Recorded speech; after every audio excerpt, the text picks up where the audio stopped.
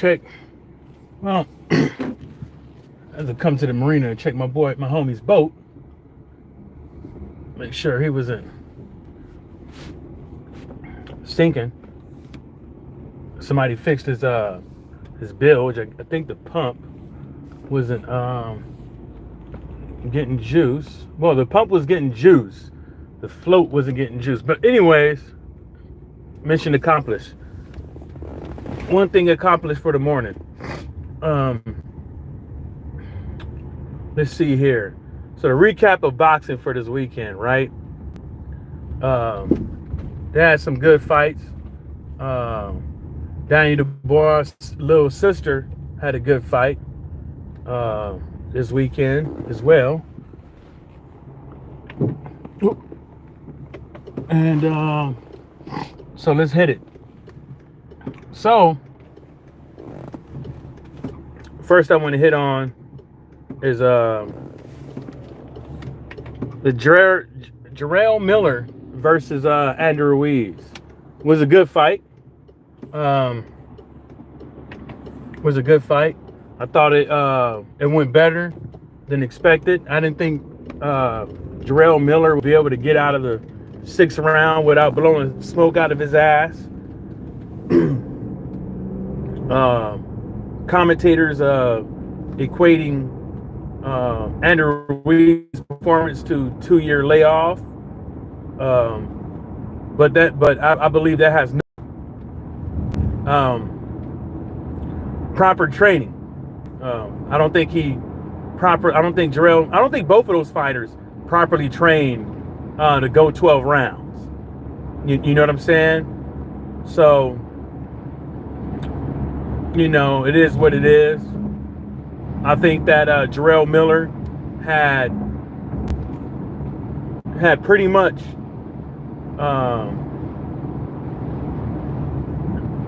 exerted his will on Andrew Ruiz and had him smoke out of his ass by the 5th round. But Jarrell Miller failed to finish him. And I think the reason why he failed to finish Andrew Ruiz, aka put his foot on the gas, was because he was scared that he would gas out. One thing I noticed about Jarrell Miller over the years is that he throws a lot of pity pats for points. And in this fight, he chose to spend most of his energy at the end of the round, the last 20, 30 seconds of the round, which is cool and dandy and all, but the judges see all that. Like everyone knows, in a fight like that, Jarrell Miller had no business leaving it to the refs, because he could have easily, those refs could have easily robbed him of that fight. And I don't think that fight should be the end for either fighter. Even if Jarrell Miller lost, I don't think it should have been the end for any fighter, because they still add dynamic to boxing. You know what I'm saying? And the fight didn't go as planned for me. I thought Andrew Ruiz's I thought those combinations that Andrew Ruiz liked to throw in the inside was going to catch up. He landed a few of them, and I'm pretty sure Jarrell Miller felt those, but he couldn't put his foot on the gas, and plus he broke his hand in the 5th, which is not Jarrell Miller's fault, but at the same time is like, what do you expect? You know what I'm saying? What do you expect? You throwing punches on a guy that's probably like 30 pounds heavier than you. You know what I'm saying? 300 and something pounds probably. But That could have changed the course of the fight, but at the same time is like, you know, Jarrell Miller taking his foot off the gas and not putting his foot on the gas allowed Andrew Ruiz to get a little bit of that win back as well in that fight. But I still don't believe that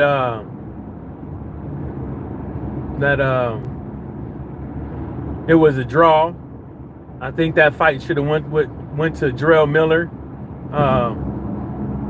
But that is what it is, you know. But now I guess we found out who's the real Big Baby Miller, and that's Jarrell Miller. Because Gerard Anderson lost to Martin Bakole. Now there's a lot of people online, Facebook particular, that's from the Toledo region. It's from Toledo, Ohio, that are calling Martin Bakole out of his name and stuff like that and all that stuff. But, you know, they don't watch boxing. You know what I'm saying? They don't watch boxing. They only watch boxing when it's a big fight or somebody from Michigan or somebody from Ohio is fighting. I don't think that Jared Anderson was ready for it from the get-go. I think that he was still he still needed to get his stripes up. But you know what I'm saying? He rolled the dice and it kind of unfolded like the way I didn't think he was gonna get knocked out, but I thought he was gonna lose. Well, he didn't get knocked out, it was a TKO, you know, he left on his feet. But I have a lot of friends online that I talked boxing with. I don't know if I want to say their names because I'm over here paraphrasing some of the shit that they say, but I at least got five of them that weren't agreement. We're all in agreement that we don't like Jared Anderson's defense, right? Not in love with his defense. We're all in agreement with that, and we figured, we even said it, like eventually the shit is gonna catch up to him, and somebody's gonna beat his ass, and that's what happened. You know, while the fight was going on, I told folks that that Gerard Anderson has no business fighting Martin Bakole in the inside. He has no business fighting him in the inside. And the reason why I was saying that is because you don't even know if you can take a punch yet, let alone Martin Bakole hits hard and your defense ain't up to par. You know what I'm saying? And just like everybody knows, you know, from looking at his record, you know, it doesn't appear that Jared Anderson has that knockout power. Or even the ability to have that one punch to back a motherfucker off you real good. You know what I'm saying? And see, there it is again. I need to fix that shit, but Tyrone, what's happening? And Tyrone know what I'm talking about. We've been said this shit. The dude's defense ain't good. You know, that shoulder roll shit, you know, it's not good. And the shoulder roll should really only be used for the people who fully mastered it. Because if you ain't fully mastered the shoulder roll, this is what's going to happen. This is what's going to happen. You know, you're going to get in the ring with somebody and they're going to fuck you up. You know?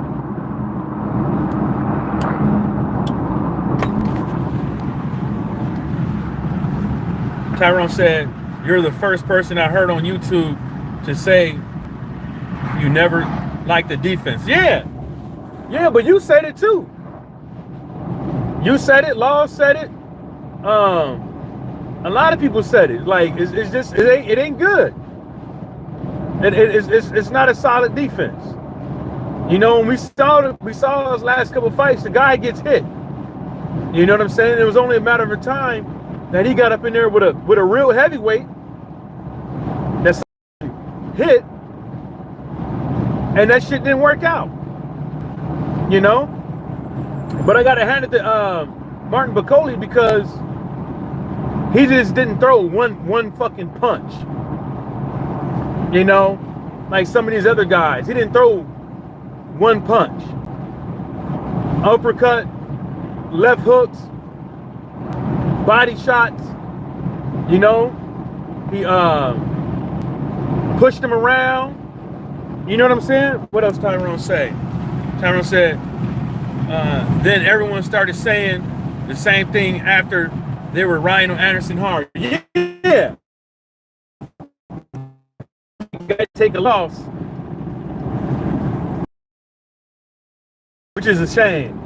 It took him to take a loss for people to see. Or whatever. But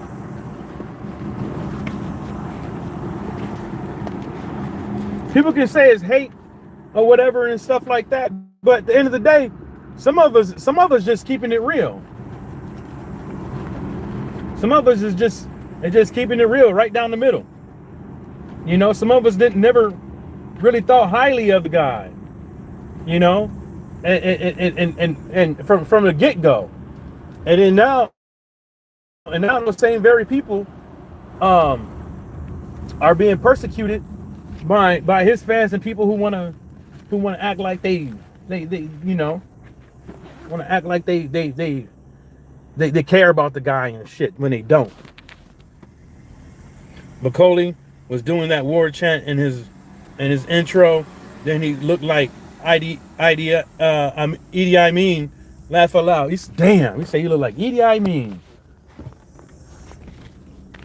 He actually did. He actually does. That might be his kinfolk. Y'all give me 1 second. He might be Idi Amin's kinfolk. Because he was dark as hell. Idi Amin was like a vanilla gorilla. Good morning. Good morning. Good to go? Yeah, you stay warm, man. Okay.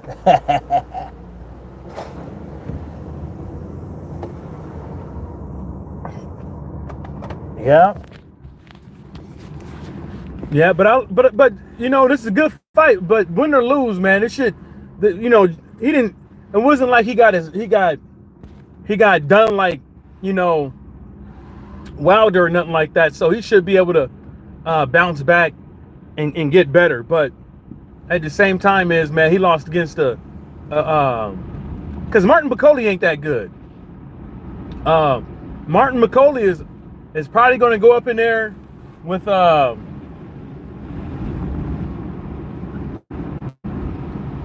Michael Hunter one more time, and Michael Hunter's going to give him the same exact treatment. You know, you got people out talking about some, oh, Martin Bakole's a big dude and this and the third, blah, blah, blah, whoop, whoop, whoop. Shit, Michael Hunter went in there like 215 or something. Like 220, 215. Like, nobody want to hear that shit. Nobody want to hear that woe is me shit. Nobody want to hear about no size. He chose to get up in the ring. He talked his way into a fight. Arguably, he could have won the fight, but he chose to stand with the guy even though he knew he couldn't withstand the blows. Make that make sense. Make that make sense. After the second round, I mean, after the fifth round, he knew he couldn't stand in there with that dude. And I told folks on that my buddy's live stream out there, because he in Toledo. I told him, Jared Anderson not going to stand past the 8th round. He's not. He's not going to stand there with that dude like that. He should have used his youth, his legs, and his jab, and work behind the jab, and set him up, because you can see the punches coming from Martin Bakole at a distance.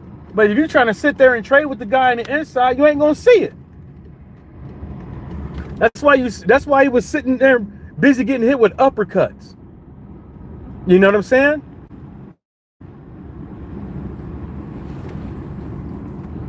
That's why he was getting hit with uppercuts and shit. You know?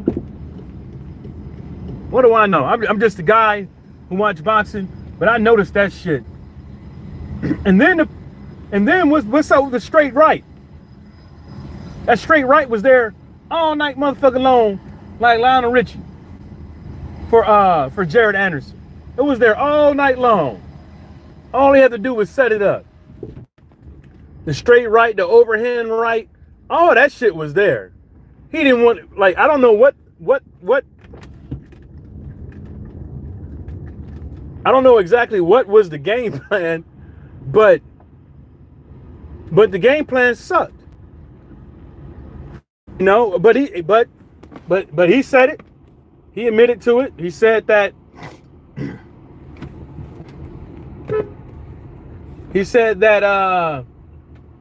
that he wasn't listening to his trainers and stuff like that, but you know what I'm saying? He went against the game plan, but that's all a part of boxing. They been said it a long time ago. Historians say it. Boxers say it. Everybody got a plan until they get hit in the mouth. Everybody got a plan until they get hit in the mouth. And it just sounds like he had bad preparation.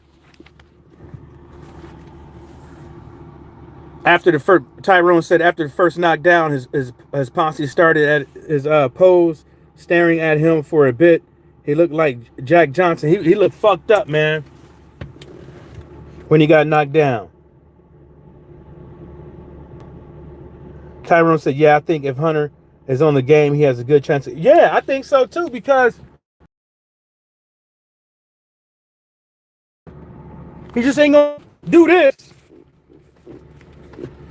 and getting hit. How you getting? And then this is the thing that bugged me a lot. A lot of these heavyweights, all of them have flaws. All of them have flaws. All of them. And when you look at Martin Bakole, he's a lot faster than the juggernaut, Joe Joyce, but at the same time you can still see them punches coming. I don't know how the hell you're getting hit with stiff jabs by Martin Bakole like that when you're 20-something years old, limber and athletic. Modern King Boxing was having Crawford a role model just like AJ is to the elite Sweet Science. Modern King Boxing was good. I don't know about Sweet Science and AJ. I don't know about that, bro. I don't know about that. But hey, y'all, I got to get up in the slave ship. Peace.